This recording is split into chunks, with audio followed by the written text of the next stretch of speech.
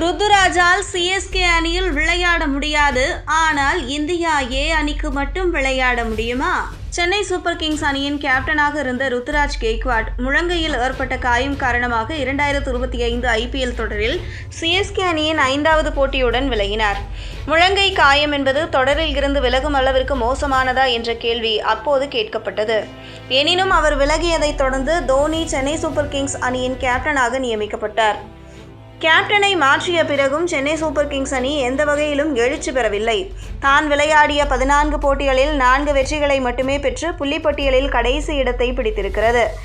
இந்த நிலையில் காயம் காரணமாக ஐபிஎல் தொடரில் இருந்து விலகிய ருத்துராஜ் கெய்க்வாட் தற்போது ஐபிஎல் தொடர் முடியும் முன்னரே இந்தியா ஏ அணியில் இடம் பிடித்து இங்கிலாந்து சுற்றுப்பயணம் மேற்கொண்டுள்ளார்.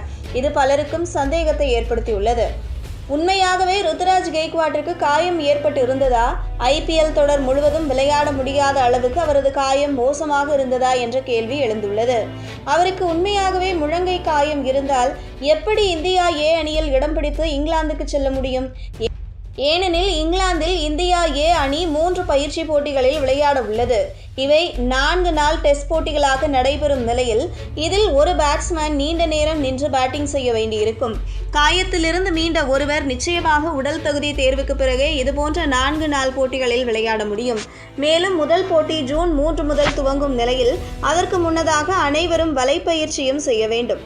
வலைப்பயிற்சி செய்யாத வீரர் போட்டியிலும் இடம்பெற முடியாது. அப்படி பார்த்தால் ருத்துராஜ் கெய்க்வாட் முழு உடல் தகுதி இருப்பதாகவே கருதப்பட்டு இந்தியா ஏ அணியுடன் பயணம் செய்திருக்கிறார். அப்படியென்றால் ஐபிஎல் தொடரின் பிற்பகுதியிலும் அவர் பேட்டிங் செய்திருக்க முடியும்.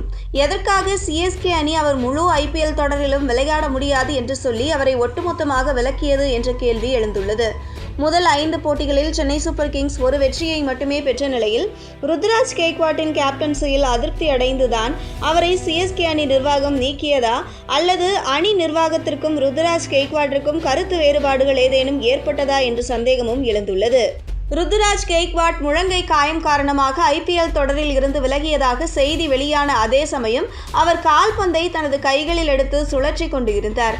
பேட்டிங் செய்ய முடியாத அளவுக்கு முழங்கை காயத்துடன் இருக்கும் ஒருவர் எந்த வலியும் இன்றி எப்படி கால்பந்தை 2 கைகளிலும் மாற்றி மாற்றி சுழற்றுகிறார் என்ற கேள்வி அப்போதே எழுந்தது.